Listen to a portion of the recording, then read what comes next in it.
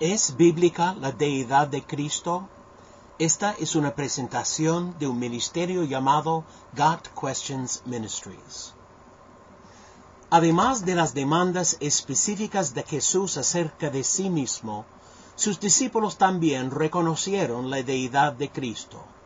Ellos demandaban que Jesús tenía el derecho de perdonar pecados, algo que solo Dios lo puede hacer, puesto que es Dios quien está ofendido por el pecado. Hechos capítulo 5, verso 31, Colosenses capítulo 3, verso 13. Y compare con Salmo 130, verso 4, y Jeremías capítulo 31, verso 34. En relación cercana con esta última demanda, se dijo que Jesús era el que juzgará a los vivos y a los muertos. 2 Timoteo capítulo 4, verso 1. Tomás clamó a Jesús, mi Señor y mi Dios. Juan capítulo 20, verso 28. Pablo llamó a Jesús nuestro gran Dios y Salvador. Tito capítulo 2, verso 13. Y señala que previo a su encarnación, Jesús existió en la forma de Dios. Filipenses capítulo 2, versos 5 a 8. El escritor a los Hebreos, con referencia a Jesús, dice que tu trono, oh Dios, por el siglo del siglo. Hebreos capítulo 1, verso 8. Juan formula que en el principio era el Verbo, y el Verbo era con Dios, y el Verbo, es decir, Jesús, era Dios. Juan capítulo 1, verso 1. Los ejemplos de la Escritura que enseñan la deidad de Cristo podrían multiplicarse. Vea también Apocalipsis capítulo 1, verso 17, capítulo 2, verso 8, capítulo 22, verso 13, 1 Corintios capítulo 10, verso 4, 1 Pedro capítulo 2, versos 6 al 8, y compare con Salmo 18.2, Salmo 95.1, 1 Pedro capítulo 5, verso 4, y Hebreos capítulo 13, verso 20. Aún así, unos de estos es suficiente para demostrar que Cristo fue considerado deidad por sus seguidores. A Jesús también se le dio títulos que son únicos para Yahweh, el nombre formal de Dios en el Antiguo Testamento. El título Redentor del Antiguo Testamento, en Salmo 130, verso 6, y Oseas, el capítulo 13, verso 14, es usado para describir a Jesús en el Nuevo Testamento, título capítulo 2, verso 13, y Apocalipsis capítulo 5, verso 9. Jesús es denominado Emmanuel, Dios con nosotros, en Mateo capítulo 1. En Zacarías capítulo 12, verso 10, es Yahweh quien dice, y mirarán a mí, a quien traspasaron. Pero el Nuevo Testamento aplica esto a la crucifixión de Jesús, Juan 19, 37, y Apocalipsis capítulo 1, 7. Si es Yahweh quien es traspasado y mirado, y Jesús fue a quien traspasaron y miraron, entonces Jesús es Yahweh. Pablo interpreta Isaías 45, versos 22 y 23, como que se lo aplica a Jesús en Filipenses el capítulo 2, versos 10 y 11. Adicional a esto, el nombre de Jesús es usado al lado de Yahweh en la oración. Gracia y paz sean a vosotros, de Dios el Padre y de nuestro Señor Jesucristo. Gálatas capítulo 1, verso 3 y Efesios capítulo 1, verso 2. Esto sería blasfemia si Cristo no fuera deidad. El nombre de Jesús aparece con el de Yahweh en el mandato de Jesús para bautizar. En el nombre, y note que es singular, el nombre del Padre y del Hijo y del Espíritu Santo. Mateo 28, verso 19. Vea también 2 Corintios capítulo 13, verso 14. En Apocalipsis, Juan dice que toda la creación alaba a Cristo, el Cordero. De este modo, Jesús no es parte de la creación. Capítulo 5, verso 13. Las acciones que pueden ser llevadas a cabo solamente por Dios son atribuidas a Jesús.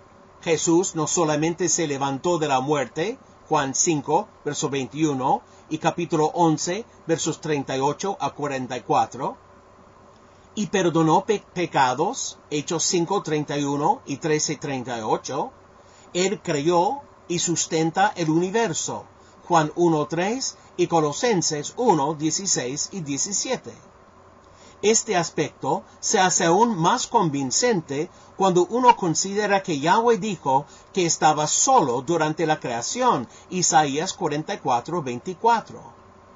Además, Cristo posee atributos que solo la deidad puede tener. Eternidad, Juan 8, 58. Omnipresencia, Mateo 18, 20. Omnipresencia, Mateo 16, verso 21. Omnipotencia, Juan, capítulo 11, versos 38 a 44.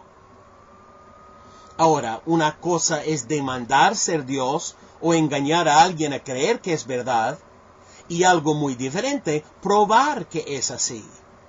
Cristo ofreció muchos milagros como prueba de su demanda de la deidad y aún se levantó de la muerte.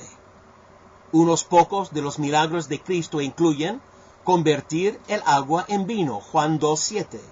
Caminar en el agua, Mateo 14:25. Multiplicar objetos físicos, Juan 6:11. Sanar al ciego, Juan 9:7. Al cojo, Marcos 2, verso 3. Y a los enfermos, Mateo 9:35, Marcos 1, versos 40 a 42. Y aún levantar de la muerte a la gente, Juan 11, versos 43 y 44, Lucas 7, versos 11 a 15 y Marcos 5, verso 35. Es más, Cristo mismo se levantó de la muerte. Lejos de los denominados dioses de la mitología pagana que mueren y se levantan, nada es seriamente demandada por otras religiones como lo es la resurrección. Y ninguna otra demanda tiene tanta confirmación bíblica. De acuerdo con el Dr. Gary Habermas, hay por lo menos 12 hechos históricos que aún los estudiosos críticos no cristianos lo admiten. Número 1. Jesús murió por la crucifixión. 2. Él fue sepultado. 3. Su muerte causó que los discípulos desesperen y pierdan esperanza. 4. Se descubrió, o se demandó que se descubrió, que la tumba de Jesús estaba vacía pocos días más tarde. 5. Los discípulos creyeron que experimentaron apariciones de Jesús resucitado. 6. Luego de esto, los discípulos fueron transformados de escépticos a creyentes valientes. 7. Este mensaje fue el centro de la predicación en la iglesia de la antigüedad. 8. Este mensaje fue predicado en Jerusalén. 9. Como resultado de esta predicación, nació y creció la iglesia. 10. El domingo, día de la resurrección, reemplazó al día de reposo, sábado, como el día principal de adoración. 11. Santiago, un escéptico, fue convertido cuando él también creyó que vio a Jesús resucitado. 12. Pablo, un enemigo del cristianismo, fue convertido por una experiencia la cual creyó era una aparición de Jesús resucitado. Aun si alguien fuera a objetar esta lista específica, solamente unos pocos requieren probar la resurrección y establecer el Evangelio. La muerte de Jesús, sepultura, resurrección y apariciones. 1 Corintios capítulo 15, versos 1 a 5. Mientras que hay muchas teorías para explicar uno o dos de los hechos arriba mencionados, solamente la resurrección explica y justifica todas ellas. Los críticos admiten que los discípulos demandaban que vieron a Jesús resucitado. Las mentiras y las alucinaciones no pudieron transformar a la gente de la manera en que lo hizo la resurrección. Primero, ¿qué habrían conseguido? El cristianismo no era popular y ciertamente no les hizo ganar ningún dinero. Segundo, los mentirosos no se hacen buenos mártires. No hay nada mejor como la resurrección para explicar la buena disposición que tuvieron los discípulos para experimentar semejantes muertes horribles por su fe. Sí, cantidad de gente muere por mentiras que piensan son verdades, pero ninguno muere por lo que sabe que no es cierto. En conclusión, Cristo demandaba ser Yahweh. Él era deidad, no solamente un Dios, sino el Dios verdadero. Sus seguidores, judíos que habrían estado aterrados de la idolatría, creyeron en él y se refirieron a él como tal. Cristo probó sus demandas de ser deidad a través de milagros, incluyendo la resurrección que alteró al mundo. Ninguna otra hipótesis puede explicar estos hechos.